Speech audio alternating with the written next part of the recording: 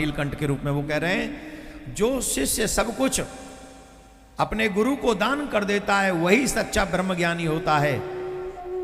गुरुदेव ने कहा मुझे क्षमा कर दो, मैं आपको पहचान नहीं सका, मैं तो सिर्फ साधारण आपको अपना शिष्य समझ रहा था, ये मुझसे क्या हो गया, मैंने आपको क्या क्या बोल दिया। तब शंकर भगवान ने कहा, हे मुनि श्रेष्ठ, जो भी मनुष्य अपने गुरु को, ब्राह्मण को और गुरुकुल को श्रद्धा से दान करता है उसके जीवन में कभी भी अभाव नहीं होता, कभी भी नहीं। और गुरुकुल का दान केवल दान नहीं है, ये अहंकार, ममता, स्वार्थ, इन सब का त्याग है। और जो मनुष्य गुरुकुलम के लिए दान करते हैं, तो जब गुरुकुलम का निर्माण होता है, ये क्या है? सबसे बड़ा दान विद्या दान है। आप लोग जितनी भी दक्षिणा किसी ब्राह्मण को देंगे, संत को देंगे, अतिथि को देंगे, वो एक सीमित दायरे में जाके खत्म हो जाएगी कि नहीं? लेकिन जो गुरुजी आपको ज्ञान देते हैं या जो टीचर्स आपको ज्ञान देते हैं, जिससे आप धन कमाते हैं, जिससे आप अपना जीवन जीते हैं, बताइए उसका कोई दायरा है क्या? वो एजुकेशन आपको पूरे जीवन भर रोटी देती है, और अगर आपने उसका सदुपयोग किया तो वही एजुकेशन आपकी नेक्स्ट जनरेशन को भी तैयार कर देती है। तो जो ज्ञान पूरे जीवन भर आपका साथ दे और जो ज्ञान आपकी नेक्स्ट जनरेशन को भी तैयार कर दे, बताइए उसकी क्या वैल्यू होगी, उसका क्या बदलाव होगा? क्या बदले में क्या दे सकते हो? दे पाओगे? तो जो लोग गुरुकुलम के लिए दान कर रहे हैं, आप सिर्फ कुछ धन दान नहीं कर रहे, आप आने वाली पीढ़ी के बच्चों का भविष्य बचाने का प्रयास कर रहे हैं। और उन लोगों को सबसे बड़ा दान आप कर रहे हैं, जो एजुकेशन का दान है, ये सबसे बड़ा दान है। बोलो राधे राधे, जोर से बोलना पड़ेगा।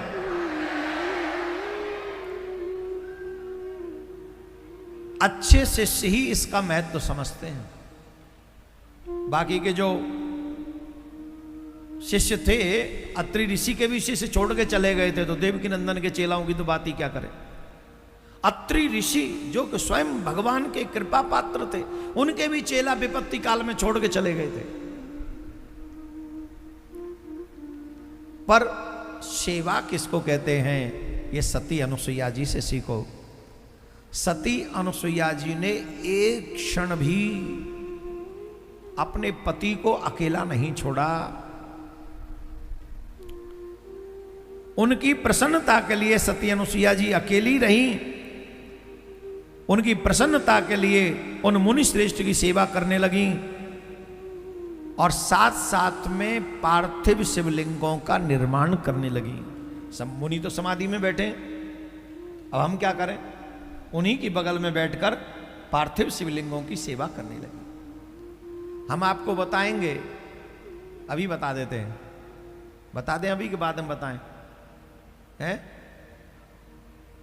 अभी नहीं बता रहा, अभी कथा सुनो तुम। ये देखो भैया जी खड़े हो गए, आप खड़े हो जाओ। राधे राधे। हम तो इस बार इसी से परेशान हैं, लेट आते हैं और जल्दी जाने की तैयारी करते हैं लोग। इस बार, हर बार नहीं होता था, पता नहीं इस बार किसी ने कोई जादू कर दिया आप लोगों पे कि ये पूरी कथा सुन न लें। बोलो राधे राधे, जोर से बोलिए। सती अनुसुईया जी पार्थिव शिवलिंग का निर्माण करती हैं, उन्हीं का पूजन करती हैं, बार बार शंकर जी की सेवा में भक्ति से उनकी स्तुति करती हैं, हाथ जोड़कर स्वामी सदाशिव की प्रदक्षिणा करती हैं। वे सुंदर चरित्र वाली मुनि पत्नी अनुसुईया प्रत्येक परिक्रमा में दंडवत प्रणाम करती हैं। दंडवत प्रणाम के समय माता बहनों को ध्यान रखना चाहिए, वो साष्टांग प्रणाम न करें। हमारे गुरुदेव, हमारे ऋषि, हमारे माताएं, कई बार मम्मी बता देती हैं, कई बार जो पुरुषों को गुरु गोविंद और माँ बाप के आगे साष्टांग दंडवत करना चाहिए। लेकिन कटी भाग थोड़ा ऊपर रखना चाहिए, थोड़ा सा। प्रणाम करना भी नहीं आता लोगों को, बताओ। साष्टांग ऐसे दंडवत प्रत्येक मंदिर में पुरुष को करना चाहिए, पर हल्का सा कटी भाग ऊपर उठा हुआ होना चाहिए, यह सही साष्टांग दंडवत है। और माता बहनों को कभी भी साष्टांग दंडवत नहीं करना चाहिए, उन्हें घोंटू के बल बैठना चाहिए और अपना माथा पृथ्वी पर टिकाकर प्रणाम करना चाहिए। ऑलमोस्ट अब तो हमारी चेलियों को आ गया है सब, हमारी चेली बहुत अच्छी है, सब बड़े अच्छे से प्रणाम करना जान गए। अब इतने सिखाते सिखाते हम बुढ़े हो गए, सीखते सीखते तुम बुढ़े हो गए, बनवारी के तो दांत भी निकल गए, ए गंजा हो गया पूरा, तो अभी भी नहीं सीखेंगे तो ये कब सीखेंगे? राधे राधे बोलना पड़ेगा। एक बार पूरी मुंबई समिति के लिए जोरदार ताली बजाओ, ये बहुत अच्छा काम हर साल करते हैं। एक ड्यूटी आप सबकी भी है, इस परिवार को बड़ा करते चले जाओ, सनातन जगत को।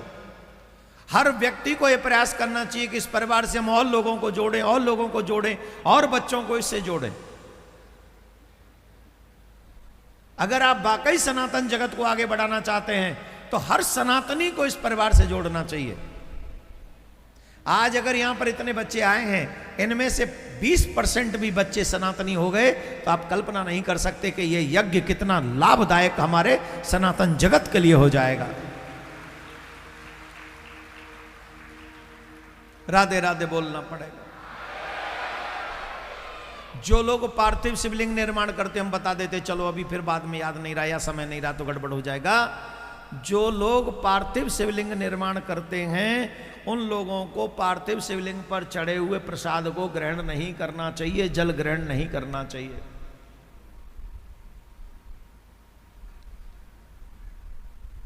क्या साधारण पत्थर से जो बना हुआ शिवलिंग है उस पे चढ़े हुए प्रसाद को कहीं भी ग्रहण नहीं। जिन्होंने शिव दीक्षा नहीं ली है, वो जिन्होंने शिव दीक्षा ली है वो हर प्रसाद ले सकते हैं, लेकिन जिन्होंने वैष्णव दीक्षा ले रखी हो उन्हें पार्थिव शिवलिंग पर चढ़े हुए प्रसाद को ग्रहण नहीं करना चाहिए, जल को नहीं ग्रहण करना चाहिए। और जो साधारण पत्थरों से बना हुआ शिवलिंग है उसके भी प्रसाद को, उस पर चंड का प्रभाव रहता है। भगवान शिव का ये गण है जिसका नाम है चंड, उस चंड का भाग होता है। और चंड भूत प्रेतों का जो है गण है गजब का, जो चंड के वेग के प्रसाद को ग्रहण कर लेते हैं, चंड उनकी प्रगति को रोक देता है। उसके घर में कांय कलेश बीमारी शुरू हो जाती है। अब काम क्या कर रहे हैं? शिव जी की भक्ति। देखो एक कथा आती है बड़ी अच्छी, सुनाऊं? पर सती अनुसुईया जी का चरित्र पूरा कहूंगा, जितने बजे तक चले चल, सुनना पड़ना तुमको, हाँ या ना? नहीं तो मुझे पे समय में 20 मिनट में कथा पूरी कर दूंगा। हम नाम देव की नंदन है, बढ़ा दें चाहे घटा दें, बोलो क्या करना है? बढ़ाऊं घटाऊं? हाँ कल रविवार है ना, आज बढ़ा देता हूं, कल फिर कहोगे घटा दो। अभी बढ़ा देता हूं, बढ़ा नहीं देता हूं। छोटी सी कहानी, कथा तो बहुत बड़ी है वो, पर शॉर्ट में इसका मतलब समझा देता हूं। एक धनंजय नाम के बहुत अच्छे बिजनेसमैन थे, ये पुरानी कथा है। बिजनेसमैन माने व्यापारी थे, और उनका एक अच्छा कार्य यह था कि शिव जी के पूजा किए बगैर, शिव जी की पूजा किए बगैर वो प्रसाद ग्रहण नहीं करते थे, कोई काम शुरुआत नहीं करते थे। दिन की शुरुआत होती थी, स्नान किया, स्नान के बाद शिवलिंग, उनके मंदिर घर में ही था शिवलिंग, उनकी पूजा की, भोग अर्पण किया, और फिर स्मरण भजन के बाद में वही प्रसाद ग्रहण किया और हो गया काम। तब शुरू करते थे। बड़े बड़े काम थे उनके, पानी के जहाज से बड़ा बड़ा सामान आता जाता था, गांव में बड़े सुख के महल थे, सब व्यवस्थाएं बड़ी बड़ी थी। एक दिन क्या हुआ कि भयंकर बिजली चमकी, बारिश हुई भयंकर, भयंकर बिजली जब चमकी, बादल बहुत जोर जोर से गरज रहे थे, और गरज ही नहीं रहे थे, बरस भी रहे थे, ऐसे कि छत टूट गई, और उस छत के गिरने से शिवलिंग जो है वो खंडित हो गया। अच्छा, शिवलिंग खंडित हो गया तो खंडित किसी भी प्रतिमा की पूजा नहीं करनी चाहिए, ये ध्यान से सुन लो। खंडित अगर प्रतिमा हो तो उसकी पूजा नहीं करनी चाहिए। जो खंडित प्रतिमा की पूजा करता है उसकी पूजा तो अस्वीकार्य हो जाती है, वो नेगेटिव असर देने लग जाती है। अब वो जो शिवलिंग खंडित हुआ, उस खंडित शिवलिंग को धनंजय ने अलग रख दिया, लेकिन नियम यह है कि बिना शिव पूजन किए कुछ लेते नहीं। तो उन्होंने क्या किया, पार्थिव शिवलिंग बनाने प्रारंभ कर दिए। पार्थिव शिवलिंग बनाते, पूजा करते, भोग लगाते, वही ग्रहण कर लेते। ये कुछ दिन तो व्यवस्था चली, पर बात बिगड़ती चली गई उसी दिन से। पानी का जहाज पानी में डूब गया बिना तूफान के, सामान जिसमें आ रहा था। जिनसे पैसा लेना था, आज की भाषा में कहें तो वो फोन नहीं उठा रहे, और जिनको पैसा देना था वो लोन लगा के आ रहे।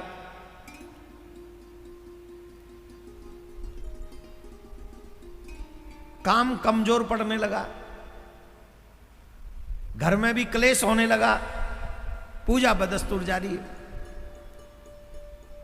अब धनंजय भी बीमार रहने लगा, धनंजय की तबीयत खराब रहने लगी।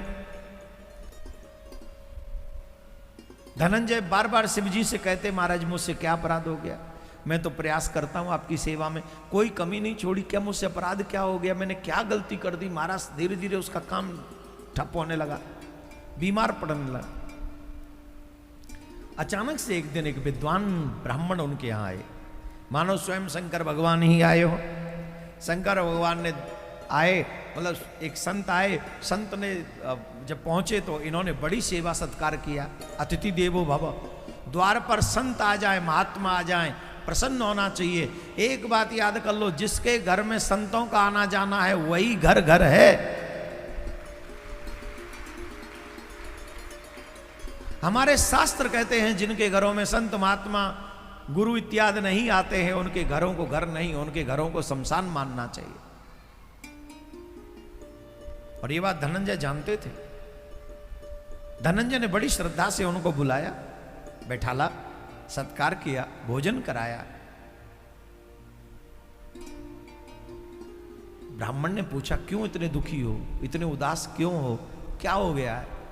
बोले, महाराज पता नहीं मुझसे क्या अपराध हो गया, मेरे शिव मुझसे रूठ गए, मेरे शिव मुझसे रूठ गए। पूरी बात बताई, ये हुआ। विद्वान थे ब्राह्मण, वो समझ गए, बोले तुमसे गलती हो गई। धनंजय को स्वप्न में ऐसे ऐसे स्वप्न आते थे डरावने, अनेक अनेक, कभी बिना सर का व्यक्ति दिख रहा है, कभी सिर्फ सरीसर दिख रहा, भयानक विकराल, खाल नहीं है, मांस नहीं है, हड्डियों का चेहरा बना हुआ है। कभी कभी ऐसा लगता है जैसे पलंग हिला दिया, गिरा दिया, ऐसे सब अनुभव उसको सपने में होते। आग लगा दी, ऐसे खतरनाक, बड़ा डर जाता।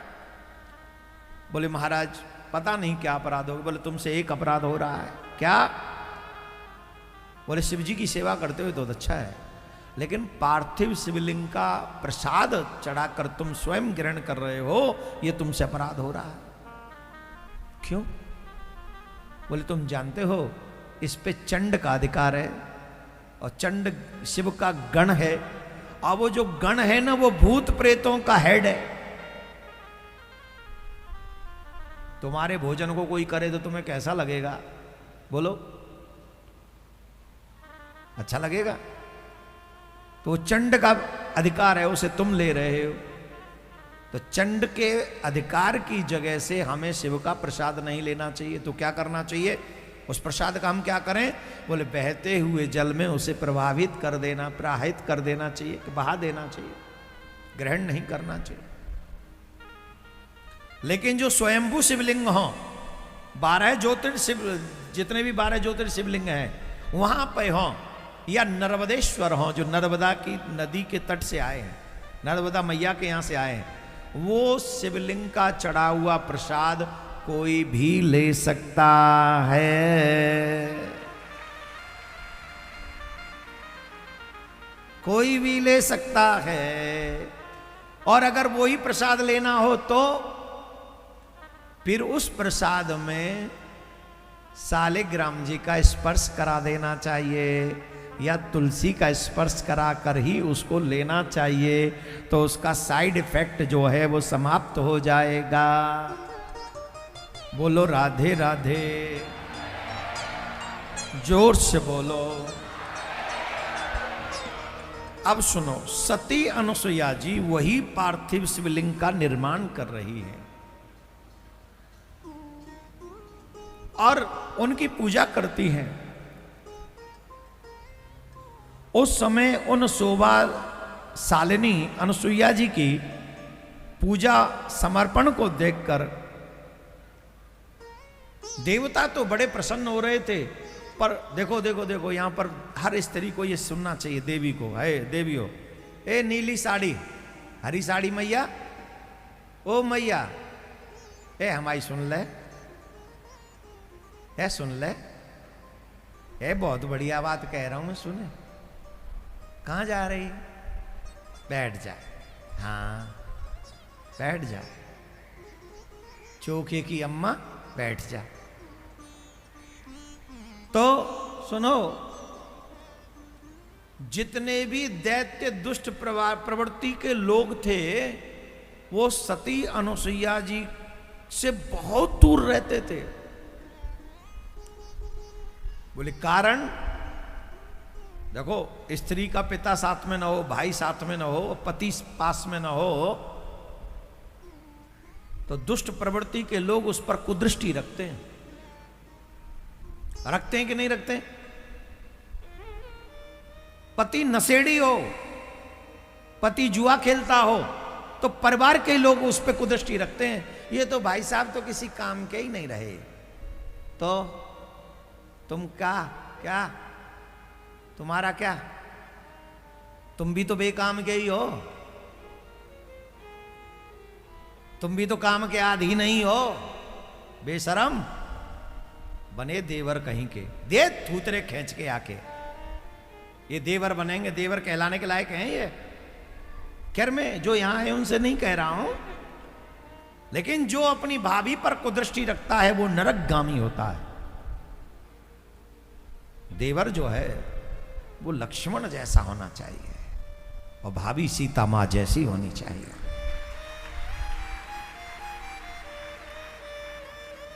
इन प्रसंगों को अपने बच्चों को ज्यादा से ज्यादा सुनाओ। पतिव्रता स्त्री का लक्षण देखो, जब स्त्री अकेली हो, पति थोड़ा ऐसा ही हो, औरों की तो बात छोड़ो, पारिवारिक कई लोग कुदृष्टि रखते हैं, परंतु अकेली जंगल में मां सती अनुसुईया रह रही हैं, किसी की भी कुदृष्टि उन पे नहीं पड़ती है। बोले क्यों नहीं पड़ती है? बोले जैसे अग्नि को देखकर, जैसे अग्नि को देखकर व्यक्ति स्वभावतः पीछे हट जाता है, वैसे ही सती को देखकर दुष्ट प्रवृत्ति का व्यक्ति भी पीछे हट जाता है।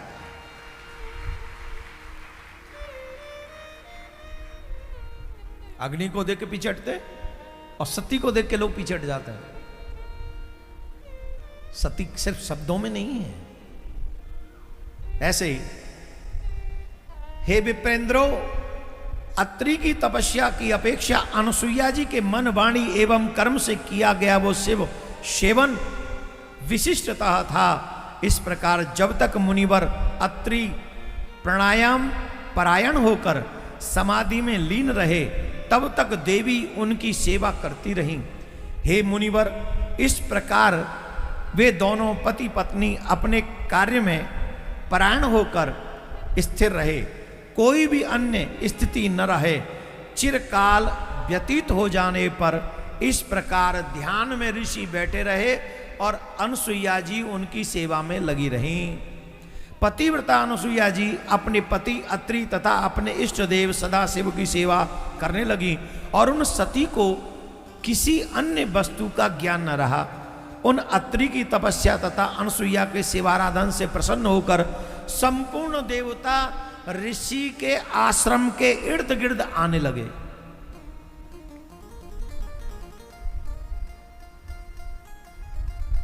ऋषि के आश्रम के इर्द गिर्द आने लगे, दूर से छिपकर सती अनुसुईया जी का दर्शन करने के लिए। क्या? किसके लिए? जोर से बोलो। सती अनुसुईया जी का। तुम देवताओं का दर्शन करने के लिए तरस रहे हो और देवता सती अनुसुईया जी के दर्शन कर रहे हैं छुप छुप के। किस लिए? क्योंकि वो हम जैसे नहीं है ना। हमें तो सिखाया जाता है फ्रेंड तो बनाना इजी है, फिर फ्रेंड के साथ घूमना इजी है, फिर एक नारियल दो पाइप, फिर गुट्टू गुट्टू गुट्टू इजी है, एक नारियल टू पाइप्स। एंड समुद्र बीच कौन सा वो है सरगना, क्या नाम है उस जगह का जहां लोग जाते हैं घूमने?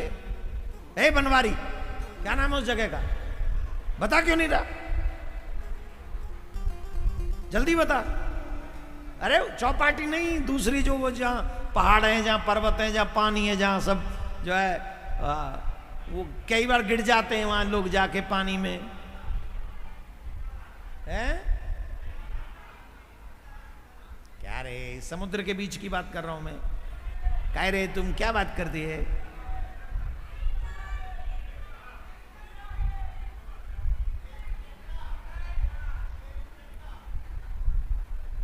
अरे भाई तुमने हद कर दी। तुम बंबई में रहते हो कि हमारी बिधौनी में रहते हो?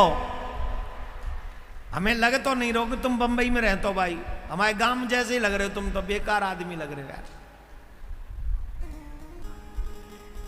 अरे समुद्र पे कौन सा वो रईस जहां घूमते हैं कॉर्नर पे, मरीन ड्राइव। अब आया ना, अब आया ना तू बंबई में। क्या कहां कहां तक घुमा रहा था? Marine drive. हाँ, यहां बच्चे बच्चियां बड़े अच्छे, बच्चियां और बच्चे यहां के बड़े अच्छे। मरीन ड्राइव पे बैठ जाते हैं, एक नारियल और पीठ कर लेते हैं सड़क की तरफ, मुंह कर लेते हैं समुद्र की तरफ, और एक नारियल, टू पाइप्स एंड गुट्टू तुम्हारा। What is the your program? What is your next plan? Mummy से कैसे कहें, पापा से कैसे कहें? अब बताओ, इनका दर्शन करने आएंगे देवता? गुट्टू गुट्टू बोलो, इनका दर्शन करने कौन आएगा? इनका दर्शन तो वही करेंगे ना जो इन जैसे होंगे। बोलो हाँ या ना, जवाब दो। क्या ऐसे लोगों का दर्शन करने देवता आएंगे? सती अनुसुईया जी दो ही काम कर रही हैं, पति का ध्यान और शिव जी का अर्चन। और अत्रि ऋषि ध्यान में बैठे हैं। जहां पति पत्नी दोनों धार्मिक हों, ऐसे धार्मिक हों, देवता तुम्हारे आसपास भटकेंगे। तुम्हारा दर्शन करने की लालसा उन देवताओं में होगी। बार बार आते हैं, दर्शन करते जाते, बार बार आते हैं, दर्शन करने जाते हैं। वहीं पर शंकर भगवान भी आए हुए हैं दर्शन करने। मां भगवती गंगा भी आई हुई हैं। ध्यान से सुनिए, ऐसे ही नहीं कह रहे हैं हम ये कथा। जब ये आस्था पे कथा पूरी हो जाए, यूट्यूब पे आके पूरा सुनना। इसका रहस्य क्या, पतिव्रता स्त्री क्या कर सकती है। हमारे बच्चों से ये सतीत्व छीना गया है मैकाले की एजुकेशन के द्वारा। हमारे बच्चों को चरित्रहीन बनाने का प्रयास किया गया है मैकाले की एजुकेशन के द्वारा। ये तथा कथित जो लोग अपने आप को बुद्धिजीवी कहते हैं, वो बुद्धिजीवी नहीं है, वो दुर्बुद्धिजीव हैं जो हमारे बच्चों को भटका रहे हैं। किसी भी ऐसे बुद्धिजीवी में दम हो जो देवताओं को इस तरीके से लाके दिखा दे, मैं मान जाऊं। और हम सुनी सुनाई बात नहीं कर रहे, हम लिखी लिखाई बात कह रहे हैं। तुम अंग्रेजों की दी हुई किताब पढ़ते हो, हम अपने ऋषियों की दी हुई किताब पढ़ते हैं। और मेरे ऋषियों की दी हुई किताबों में उन अंग्रेजों के बाप की इतनी औकात नहीं कि इनका एक अंश भी बराबरी कर सके।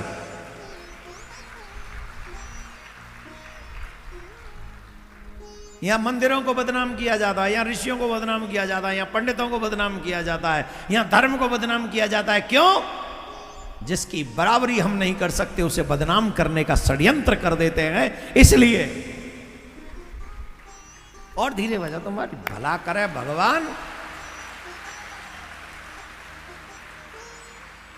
बस करो, अब सुनो, इस कथा को सुनो। ये कथा मैं सिर्फ इसलिए बता रहा हूं कि हर सनातन जगत की बेटी समझ सके पतिव्रता स्त्री में कितना बल है, जिसे ये आज के तथा कथित बुद्धिजीवी हमसे छीन रहे हैं। छीन नहीं रहे, छीन लिया।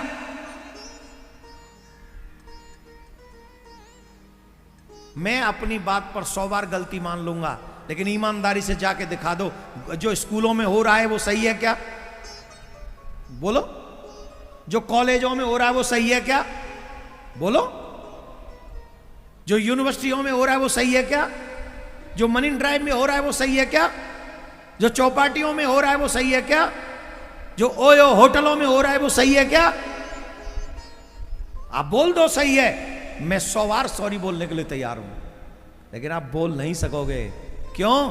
क्योंकि तुम तो सिर्फ सुन सकते हो, समाज को रोकने का सामर्थ्य तुम में नहीं है। लेकिन किसी को तो ये प्रयास करना होगा।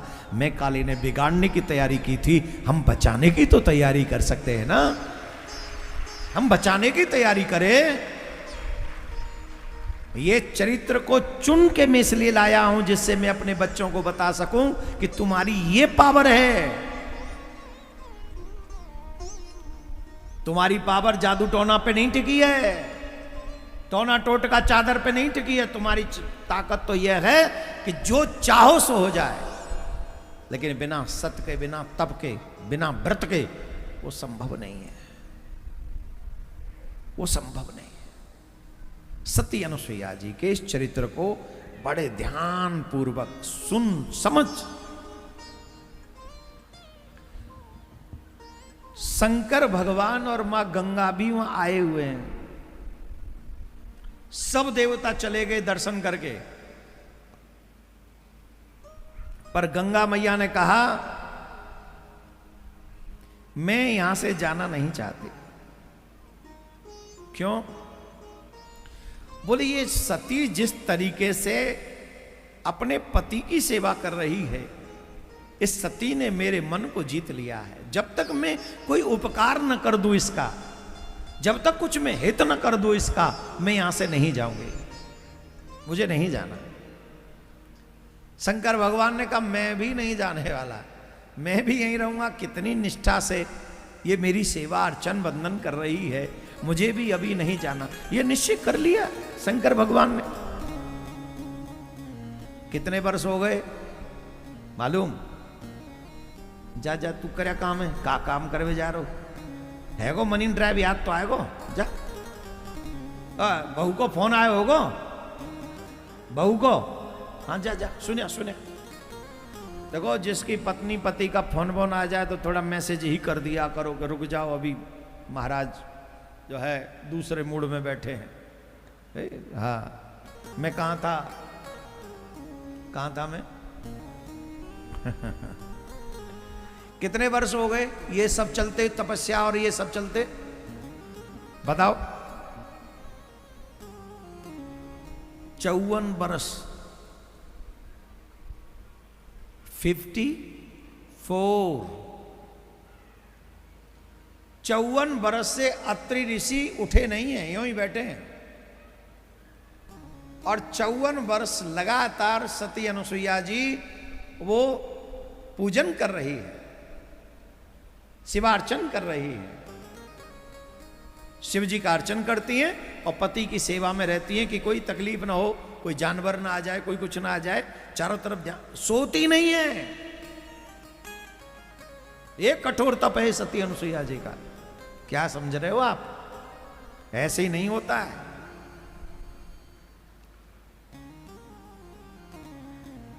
इतने 54 वर्ष निकल गए, मां अनसुईया ऐसे ही सेवा में लगे रहीं, अपने पति की सेवा में, अपने शिव की सेवा में, अर्चन में। अब 54 वर्ष के बाद अचानक से अत्रि ऋषि ने अपने तप को छोड़ा, अपने तप को छोड़ा। और जब उन्होंने तप को छोड़ा, उन्होंने कहा, जैसे ही जल को छोड़ा, सूर्य जी कहते हैं, महर्षियों, किसी समय जब ब्रह्मवेताओं में श्रेष्ठ मुनिवर अत्रि ने समाधि में से जब जगे, तब उन्होंने अपनी प्रिया पत्नी से कहा, लाओ जल दो। क्या कहा? क्या कहा? लाओ, जहां सूखा पड़ा हुआ है, एक पत्ता नहीं हरा, एक बूंद जल की नहीं है वहां, चारों तरफ सूखा है। उस सूखे माहौल में, उस अकाल वाली स्थिति में, अकाल पड़ा हुआ है, अत्रि ऋषि बोले कि लाओ जल लाओ। अब पतिव्रता स्त्री का दायित्व है, जो पति ने अब ये कलयुग की बात नहीं कर रहा हूं मैं, कई लोग इसी पे सिर्फ 30 सेकंड पूरा सती अनुसुईया का चरित्र काट देंगे। वो 30 सेकंड लाएंगे कि पतिव्रता स्त्री का दायित्व है पति की हर बात माने। इसी को लेके वीडियो बनाए, ये देखो पाखंडी लोग स्त्रियों के सम्मान के विरोधी हैं, स्त्रियों को गुलाम वीडियो बना डालेंगे उस पर। और कई मतलब आ जाएंगे कार्यकर्ता, वो पुतला फूंक, आजकल पुतला बहुत फूंक रहे, बड़ा डर लगता है भैया हमको तो इन पुतलाओं से। 1 सेकंड में पुतला फूंक देते, किसी का भी राधे राधे बोलना पड़ेगा। है ठाकुर जी 30 साल है गए, बचा के रखा है, 4-5 साल और बचा के रखियो, फिर तेरा ही नाम लेंगे। अब जिनके पुतला फूके वो फूके थे, अब हम क्या करें। बड़ी कृपा पर थोड़े दिन और बनाए रखो, बस निकट जाम दो आराम से जीवन में। आजकल तो वैसे जवान जवानों को अटैक पड़ रहा है, पता नहीं ठाकुर जी की लीला क्या है। इसलिए भैया है भाई सनातनियों, तुम्हारे हाथ जोड़े, 2-4 साल और ये धर्म की सेवा कर लेना देना भाई। कोई गलती हो भी जाए तो बालक समझ के क्षमा कर देना, पर भैया दिल पे मत लेना, अच्छी बात को दिल पे ले लेना। और बुरी विधर्मियों से अपन डरता नहीं है, सनातनियों से डर तो नहीं लगता, थोड़ा चेंज थोड़ा नहीं चाहते। विधर्मी तो कल नहीं आज आ जाओ, हम तो आज तैयार हैं, उनकी कोई टेंशन नहीं। पर सनातनियों को प्रणाम भैया, कोई बात हो भी जाए तो थोड़ा क्षमा कर देना अपना बालक समझ के। हाँ तो कहाँ थे, आ जाओ। पतिव्रता स्त्री का धर्म है जो पति कहे शब्द सह पालन करे, पति की आशा को निराशा में न बदले। लेकिन पति ऐसे मुंह मत फैलाओ, अब पहना रहे कई पति मुंह पहना रहे, सुन ले कथा सुन ले, तो उसके लिए तुम्हें भी अत्रि होना चाहिए। 54 साल तपस्या करो बेटा, फिर पानी मांगो। हाँ पहले खुद भी तो अत्रि बन जाओ। खुद तो रावण के चेला बने घूम रहे हैं, कभी मूवी देखा है, कभी फेसबुक पे आहा चल रहा है, ऊपर से कह रहे हो तुमको पतिव्रता होना चाहिए। तुमने सुना नहीं गुरुजी क्या कह रहे थे? तो देवियों याद कर लो, बोले हाँ गुरुजी कह रहे थे तुमको भी अत्रि बनना है, करो तपस्या 54 साल, हम भी तुम्हारे संग पार्थिव शिवलिंग की पूजा करेंगे। बैठो आसन पे। खुद का आसन ठीक नहीं, बासन ठीक नहीं, राशन ठीक नहीं, और देवियों को चाहोगे कि पतिव्रता हो जाए, ये कैसे सर? आपको कुछ करना पड़ेगा। बोलो राधे राधे। ऐसे नहीं, जोर से बोलना पड़ेगा। तो मेरे प्यारे, सती अनुसुईया जी को लगा कि मेरे प्राणनाथ ने कहा है जल लाओ, तो जल लाना है, कुछ भी करके जल लाना है। अब जल लाने के लिए वो कमंडल लेके चल पड़ी, जल लाने के लिए। मैं जल लाने के लिए जा रहा, वो जल लाने के लिए निकल पड़ी सती अनुसुईया जी। गंगा मैया ने देखा सती अनुसुईया जी जा रही हैं, तो गंगा मैया भी उनके पीछे पीछे चली। तब नदियों में श्रेष्ठ तथा सुंदर शरीर धारण करने वाली वह गंगा देवी ने कहा,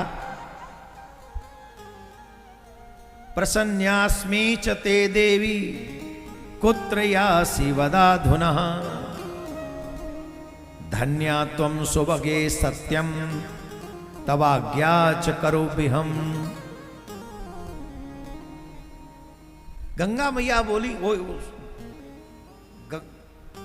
देवी के रूप में जा रही हैं। गंगा मैया बोली, हे देवी, मैं तुमसे बहुत प्रसन्न हूं। तुमने जिस तरीके से अपने पति की सेवा की है, हे सुभगे, तुम सचमुच में धन्य हो। मैं तुमसे प्रसन्न हूं, तुम्हारे समर्पण से प्रसन्न हूं। मैं तुम्हारी आज्ञा का पालन करना चाहती हूं। तुम बताओ, तुम क्या चाहती हो? अनुसुईया जी बोली, हे कमल नयने, तुम कौन हो और कहां से आई हो? कृपा करके बताओ। तुम मनोहर बोलने वाली साध्वी सती जैसी दिखती हो। कौन हो तुम और मुझ पे क्यों प्रसन्न हो? क्या हो गया है? गंगा जी बोली, है साध्वी, तुमने अपने पति तथा परमेश्वर सदा शिव के प्रति तुम्हारी जो सेवा को मैंने देखा, वह तुम्हारे धर्म आचरण को देखकर मैं तुम्हारे समीप स्थित हो गई हूं। हे सुविचितस्थिते, मैं गंगा हूं और तुम्हारे शिवाचरण से बहुत प्रसन्न हूं। तुम्हारी जो सेवा है उसको देखकर मैं बहुत प्रसन्न हो गई हूं। तुम जो चाहोगी मैं तुम्हें वही दूंगी, जो चाहोगी। तुम क्या चाहती हो मांगो, जो तुम कहोगी। साध्वी अनुसुईया जी ने नमस्कार करके कहा, जलम देहि, हे देवी, तुम अगर मुझसे प्रसन्न हो तो मुझे जल प्रदान करो, क्योंकि मेरे पति इस समय जल की प्रतीक्षा में बैठे हुए हैं। सामने कौन है? कौन है? जोर से बोलो। गंगा मैया। गंगा मैया से क्या नहीं मांग सकती सती अनुसुईया जी इस समय? पर मांगा क्या? जलम देहि, आप हमें जल दीजिए। क्यों? पति को जल चाहिए, और पतिव्रता स्त्री की वही मनोरथ है जो पति चाहे। आप हमें जल दे दीजिए। गंगा मैया यह वचन सुनकर गंगा जी बोली, तुम जल्दी से गड्ढा तैयार करो। एक गड्ढा खोदो और उस गड्ढे में मैं अभी प्रकट हो जाती हूं और तुम जल भर के ले जाओ। इसके बाद सती अनुसुईया जी ने वहां गड्ढा खोदा और गंगा जी उसमें प्रवेश कर गईं और जल रूप में परिणित हो गईं, और तब उन्होंने आश्चर्यचकित हो जल से को ग्रहण कर लिया। तत्पश्चात मुनि पत्नी सती अनुसुईया जी ने सुख से उनसे निवेदन किया। अनुसुईया जी ने कहा, हे कृपामयी, यदि आप मुझ पर प्रसन्न हैं तो आप तब तक यहां पर रहें जब तक मेरे पति यहां आकर आपको देख न लें, आपका दर्शन न कर लें। देवी जी सोच रही थी कहीं ऐसा ना हो मैं यहां से जल लेके जाऊं, पति पूछेंगे ही पूछेंगे। शिव पुराण में लिखा है, पत्नी को कोई कार्य ऐसा नहीं करना चाहिए जिसकी वजह से पति को डाउट हो जाए।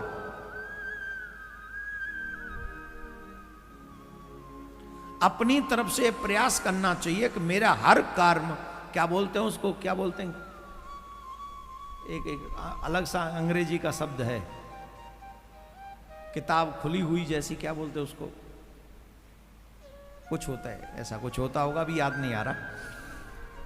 खैर, अगर आपका विवाह हो गया है और आपका मामा का लड़का, मौसी का लड़का, चाचा का लड़का, कोई भी तुमसे मिलने आए तुम्हारे शहर में, तो अपने पति की आज्ञा लिए बगैर कभी नहीं जाना चाहिए।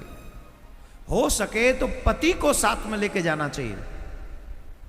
हो सके तो पति से कहें आप चलिए, या भाई को ही वहां बुला लेना चाहिए। और भाई से भी, जिसे कभी पति मिले ना हो पहले, उस भाई से भी अकेले में नहीं मिलना चाहिए। चाहे वो सगा भाई को तो खैर मिल ही लेंगे, लेकिन कोई दूर के रिश्तेदार का भाई हो तो उसे अकेले में नहीं मिलना चाहिए, उसे अपने पति के साथ मिलना चाहिए। किसी भी कीमत पर पति के मन में डाउट नहीं हो। ये इस चरित्र से शिक्षा मिलती। बोले आप मां तब तक यहां रहना जब तक मेरे पति आ न जाए। बोले ठीक है, मैं यहां रह लेती हूं। गंगा मां उस गड्ढे में स्थित हो गई और सती अनुसुईया जी वहां से चली। और सती अनुसुईया जी वहां से चलकर अपने पति को जल ला कर दिया। जैसे ही पति को जल ला कर दिया, पति ने, अत्रि मुनि ने उस जल से आचमन किया। और आचमन किया, आचमन करने के बाद जो जल का स्वाद था वो जब उनको अनुभव हुआ तो ऋषि ने पूछा, ये जल तुम कहां से लाई हो? चारों तरफ देखा, पत्ते सूखे हुए हैं, एक बूंद जल की नहीं, पेड़ सूखे हुए हैं, कहीं हरियाली नहीं है। अचानक से याद आया ये तो अकाल पड़ रहा है। इस अकाल की स्थिति में तुम इतना स्वादिष्ट जल कहां से ले आई हो? अब बताया ये जल कहां से लाई हो। तो जब अत्रि ऋषि ने पूछा ये जल कहां से लाई हो, कहां से प्राप्त हुआ तुम्हें, तो सती अनुसुईया जी असमंजस में पड़ गई। यहां पर भी एक बात ध्यान, ए मैया मैया 2 मिनट हो गई कथा, ये बात तो बहुत बड़ी कह रहा हूं मैया, तुम पे ना बर्दाश्त है रही, हम कह रहे हैं मान ले हमारी बात है। आने वाली पीढ़ी पछताएगी अगर इस बातों को हम लोग इग्नोर करेंगे तो उसके जिम्मेदार हम होंगे। अब सुनो, सती अनुसुईया जी से जब ये पूछा गया जल कहां से प्राप्त हुआ तो वो सोच रही है कि अगर मैं पूरी बात ऐसी की ऐसी बता दूंगी तो इसमें मेरी श्रेष्ठता सिद्ध हो जाएगी। क्या हो जाएगी? मेरी श्रेष्ठता सिद्ध हो जाएगी और पति से आगे मेरी श्रेष्ठता सिद्ध हो जाए। ये सती अनुसुईया जी का मानना, मेरा नहीं। यहां मैं तुम्हें शब्द से पढ़ के सुना देता हूं जिससे आपको लगे। सती अनुसुईया जी असमंजस में पड़ गई और मन में विचार करने लगी कि यदि मैं सारी बात बता देती हूं तो इसमें मेरी उत्कृष्टता सिद्ध हो जाएगी। अब मैं कौन सा उपाय करूं? एक तरफ तो मैं पति से झूठ बोल दूंगी तो मेरा पतिव्रत धर्म नष्ट हो जाएगा, सच बोल दूंगी तो मेरी उत्कृष्टता सिद्ध हो जाएगी, मतलब मैं श्रेष्ठ हूं और पति के आगे श्रेष्ठ बनने का ठीक नहीं। तो उन्होंने एक उपाय किया, वो बहुत सुंदर उपाय है। उन्होंने कहा, सती अनुसुईया जी बोली, महादेव के प्रताप से तथा आपके पुण्य के प्रभाव से, अपने ऊपर श्रेय नहीं लिया, श्रेय किसको दिया? उन्हीं के पुण्य के प्रताप, आप ही के पुण्य के प्रताप से और महादेव की कृपा से यहां गंगा मैया स्वतः ही अवतरित हो गई है।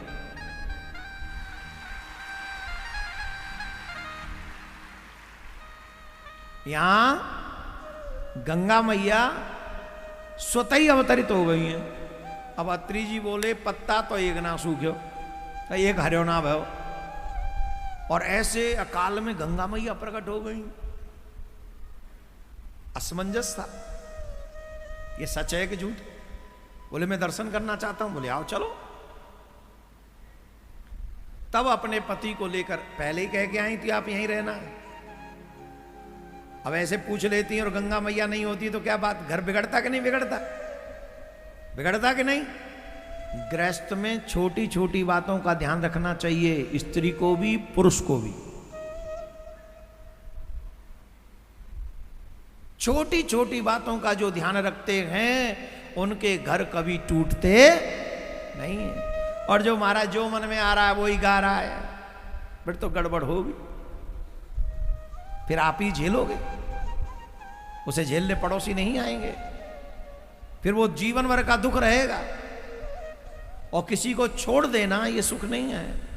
जब तुम्हारी एक के साथ नहीं बन रही तो जरूरी नहीं कि दूसरे के साथ बन जाए, तीसरा उससे भी खतरनाक मिला तो प्रारब्ध समझकर कुछ दुख भोग लेने चाहिए। प्रारब्ध समझकर कुछ दुख भोग लेने चाहिए। और अगर पति हो या पत्नी, जब लगे कि पानी सर से ऊपर है कुछ भी गड़बड़ हो सकती है।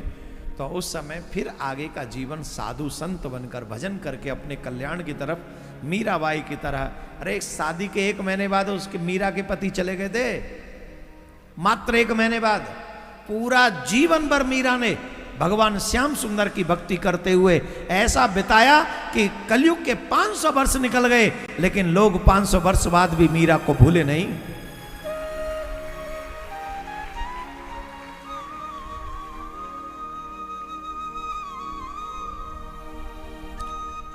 अब इस कथा को मैं जितने विस्तार से कहूंगा उतना विस्तार है। सूक्ष्म भी यह है कि अत्रि ऋषि वहां गए, गंगा मैया का दर्शन हुआ, शंकर भगवान का भी प्राकट्य हुआ, और देवी ने कहा, हे सती अनुसुईया जी ने कहा, गंगा मैया ने तो कह दिया ये सब इनकी कृपा है अनुसुईया जी की, तुम तो बैठे रहे समाधि में और ये करती रही शिवार्चन और तुम्हारा करती रही ध्यान, जिसके कारण मैं और शिव यहां नित्य निरंतर है, यहीं पर वास। गंगा मैया बोले, सती अनुसुईया जी ने गंगा मैया से कहा, हे मां, जगत के कल्याण के लिए आप एक कृपा करो, अब ये स्थान छोड़ के मत जाना, आप यहीं वास करो। हे सनातनियों, भारत बहुत पुण्य भाग्यवान पवित्र भूमि है, जहां गंगा जमुना नित्य निरंतर वास करती हैं। गंगे तेरा दर्शन अति पावन। मेरा निवेदन है, इसको एक लाइन में गा रहा हूं, दोनों हाथ जोड़कर मां भगवती गंगा को प्रणाम करिए सभी।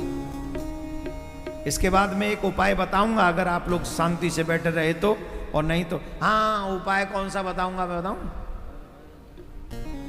जिसके घर में शादी होने के बाद भी संतान न होती हो,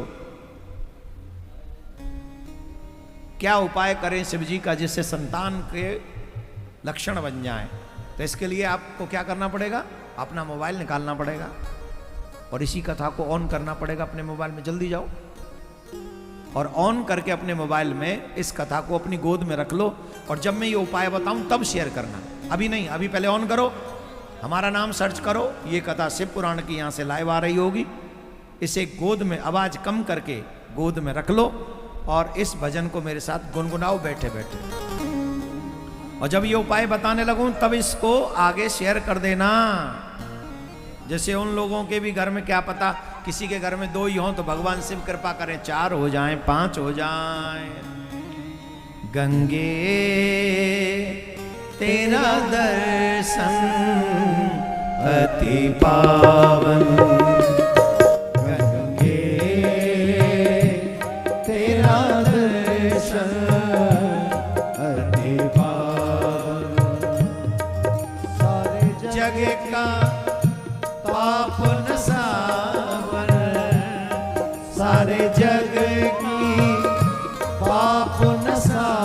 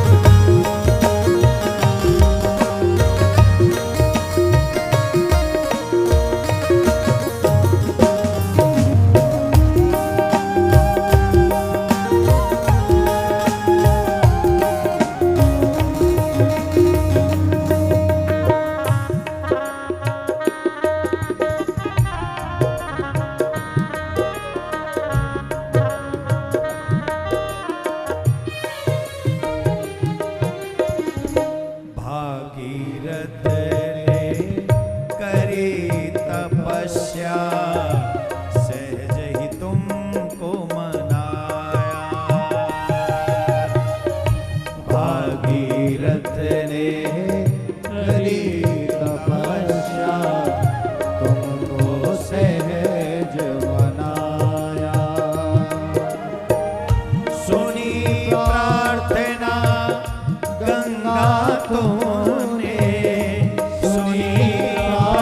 करना गंगा तुमने, तुम ही जग की तारन, हो, तुम हो जग की तारन। गंगे तेरा दर्शन अति पावन, गंगे तेरा दर्शन अति पावन। हर हर गंगे गंगे, हर हर गंगे गंगे, हर हर गंगे गंगे, हर हर गंगे गंगे। गंगे तेरा दर्शन अति पावन, गंगे तेरा दर्शन अति पावन, गंगे तेरा दर्शन अति पावन, अति पावन, अति पावन। शेयर करो, जैसे वो लोग भी सुन ले, जल्दी करो। देखो आज अच्छे लग रहे हो, आज कुछ चेला ऐसे हैं जो शब्द से वही कर रहे हैं जो हम चाह रहे हैं, मतलब अपने बात मान रहे हैं आप लोग। हम तो क्या कहेंगे, हम तो सोच रहे हैं हम खुद ही बाबा जी होके हिमालय चले जाएं।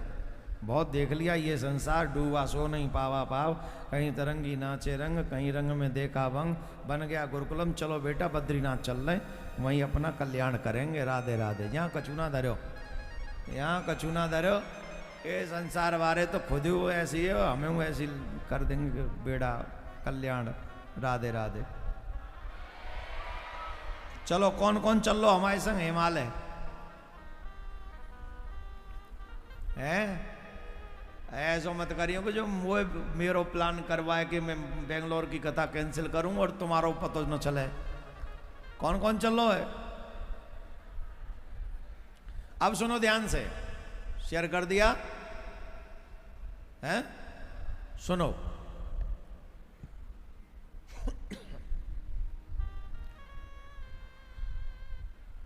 जिस पति पत्नी को गृहस्थ में प्रवेश होने के बाद, कल एक देवी जी आई थी हमारे पास में, उनको संतान की प्रॉब्लम थी, तो भगवान से उन्हें कृपा की, उनकी बात सुन ली, वो उपाय आज बता रहे हैं, आप लोग फॉलो अप करेंगे तो महादेव आपके ऊपर कृपा करेंगे।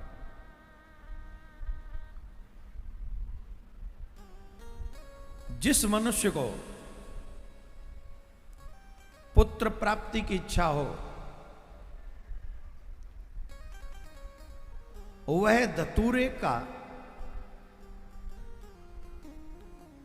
पुष्प लेकर आए, लाल पुष्प लेके आए, धतूरे का लाल पुष्प लेकर आए, या धतूरे का जो पुष्प मिल जाए उससे ले आए। करना क्या है? ज्यादा से ज्यादा बड़ी संख्या में धतूरे के पुष्प से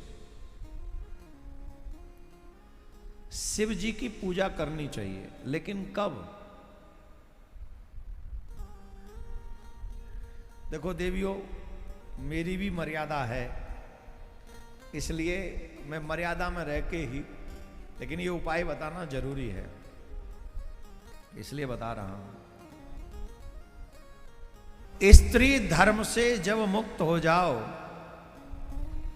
आपकी रजस्वला स्थिति जब मुक्त हो जाए, तो बाल धोने के बाद मंदिर जाने के लायक स्थिति हो जाने पर धतूरे के पुष्प जितनी बड़ी संख्या में आप शिव जी को अर्पण कर सकें, जितनी बड़ी संख्या में, 1,51,000, 21,000, 11,000, 1,100, अथवा नहीं तो 501, और नहीं तो कम से कम 101। बड़ी संख्या में करेंगे तो मतलब जो जितना समृद्ध है उसे वो प्रयास करना चाहिए, और अगर असमर्थ है तो कम से कम 101 धतूरे के पुष्प लेकर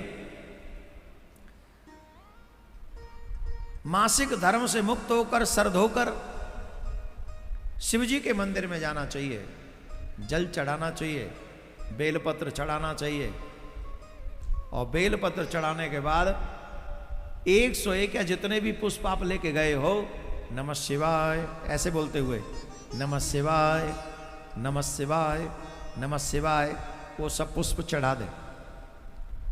शिव जी की आरती करें, अर्ध परिक्रमा करें। शिव जी की पूरी परिक्रमा नहीं होती, आधी परिक्रमा होती है।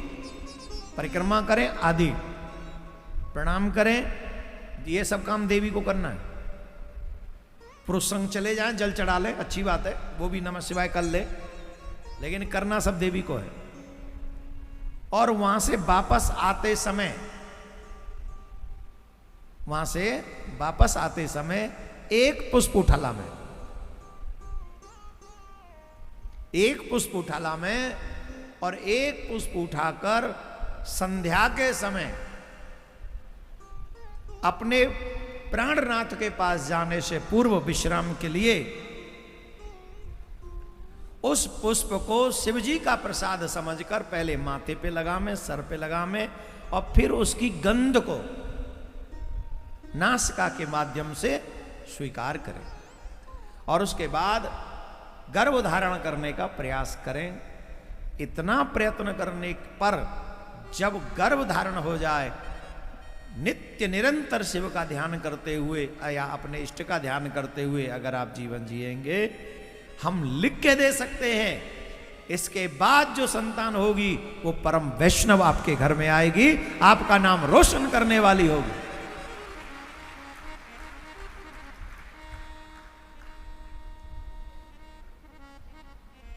चाहिए वैष्णव संतान? और नहीं तो ऐसे जो कौन सा मनी ड्राइव और एक नारियल और 2 पाइप्स और गुट्टू इसके बाद में जो संतान आएगी ना, तो वो ऐसे ही चट्टे बट्टे ही आएंगे, जो ऐसे ही घूम रहे क्या है, काऊ की यहाँ ते कट रही है, काऊ की यहाँ ते कट रही है, और कोई वैसी में जिन्स फट रही है। वहां के बाद तो जी आएंगे सियावर रामचंद्र की जय, जिना रुक रहे काऊ पे। अगर संतान अच्छी चाहते हो तो माँ बाप को प्रयास भी अच्छा करना पड़ेगा, तब संतान अच्छी आएगी। ए माता जी, व्हाट हैपन? क्या हो गया? नारियल गिर गया क्या? नारियल गिर गया? कोई नहीं, दूसरा नारियल मिल जाएगा। आवाज नहीं करिए। कल शंकर भगवान का विवाह भी होगा। अभी कोई खड़ा नहीं होगा 5 मिनट, जब तक आरती के लिए अनाउंस न हो जाए। कल शंकर भगवान का विवाह होगा। माता बहन जितनी भी हैं, सभी माता बहनों से हमारा निवेदन है कि आप लोग सभी, किस किस का विवाह हो गया है? अच्छा, कईयों को तो विवाह करना बड़ा मुश्किल सा लगता है, वो हो भी गया हमारा, अब करें क्या? किस किस का विवाह हो गया? हाथ उठाओ। हाँ, मुझे पता चल गया ना कौन कौन बैठे बैठे हैं यहाँ, कौन कौन पुरुष के ब्याह हो गए। नहीं नहीं, तुम लोग मत बताओ, मुझे पता चल जाता है। जिसके सर पे बाल कम है मतलब शादीशुदा है। 2 पुरुषों के, कई माता बहन कहती है, देखो ये बहुत शिकायत करती है माता बहन, महाराज आप लोग बहुत गलत करते हो। हमने कहा क्यों गलत करते हैं? बोले हम लोगों को तो तमाम शादी के चिन्ह दे दिए, मंगलसूत्र पहनो, मांग भरो, और चूड़ी पहनो, बिछुआ पहनो, और ये करो और ये करो। हमारे 100 चिन्ह है कि हम पता चल जाता है हम शादीशुदा हैं। इन पुरुषों को भी तो कुछ पहनाओ, जैसे इन्हें दूर से देख के कोई कहे कि ये भी शादीशुदा हैं। मैंने कहा इनको कुछ पहनाने की जरूरत नहीं, कुछ नहीं। बताओ, एक बात बताओ, हमने कहा जिस पुरुष के सर पे बाल कम हो, गंजा हो, समझ लेना शादीशुदा है। बोले ऐसे कैसे मान ले? बोले मानोगे क्यों नहीं बताओ? देवियां गंजी होती हैं, शादी के बाद भी देवियां गंजी नहीं होती है। पुरुष ही गंजे क्यों होते हैं? क्योंकि ये मतलब दूसरा एक और पहचान है पुरुष की, जिसके चेहरे से हंसी गायब हो, जो कहीं भी जाके हंसने की हिम्मत न जुटा पाता हो। अच्छा, स्त्री संग में हो, वो हंस ही नहीं सकता, मतलब वो ऐसे, एक तो वो अंदर से टूट जाता है, क्या पता नहीं क्या हो जाता है, वो हंस नहीं सकता, वो ऐसे ही रहेगा। हाँ महाराज, हाँ हाँ। तो जो हाँ हाँ कर रहा हो समझना शादीशुदा है, जो गंजा हो वो शादीशुदा। दो चीजें पुरुष को, अरे उनकी शकल देख लो, उसी से पता चल जाता है शादीशुदा है। मैं हर पुरुष को देख के बता सकता हूं ये शादीशुदा है कि नहीं। जिसकी जींस फटी हो वो समझ लो अभी बैचलर है, और जिसके कपड़े भी सही सलामत हो समझ लो ये बेटा शादीशुदा आदमी है। खैर, ऐसे तो सब होता रहता है, लेकिन निवेदन कल ठाकुर जी का विवाह है, शिव जी का, शंकर भगवान का। हालांकि बारात में भूत प्रेत गए थे, और जो अभी आरती से पहले जाएंगे सब भूत प्रेत रोड पे जितने भी हैं सब उनके पीछे लगेंगे। मैंने कह दिया चंडवेग से, चंडवेग तैयार खड़ा है वहां, जो पहले निकलेगा आरती से पहले, हाँ भाई, गुत्ती पकड़ लेगा उसकी। तो मेरा निवेदन आप सबसे, कल जब शंकर भगवान का विवाह है, खूब तैयार श्यार होके आइएगा। ऐसे लगना चाहिए कि हमारे घर में ही भगवान का विवाह हो रहा है। तो 16 श्रृंगार करके माताएं आए, भाई लोग भी कोट सोट जो भी पहन के आ सकते हो आए, आप सबका स्वागत है। एक बार जोर से बोलना पड़ेगा, और जोर से बोलना पड़ेगा, नमः पार्वती पतये हर हर महादेव, हर हर महादेव, हर हर महादेव। आइए हमारे मध्य में अर्धनारीश्वर भगवान महादेव के दर्शन करेंगे, जिनकी कथा आपने सुनी थी, और यही प्रकृति का स्वरूप है। जिनकी कथा हमने प्रारंभ में दर्शन किया था, यही प्रकृति का स्वरूप है, जहां शिव शक्ति भी है और शक्तिमान भी हैं। ऐसे अर्धनारीश्वर महादेव का आप दर्शन कर रहे हैं। दोनों हाथ जोड़कर शांति से बैठ जाएं। बोले वृंदावन बिहारी लाल की जय। हम सभी बाबा भोलेनाथ के दर्शन करते हुए हम सब लोग कोई भी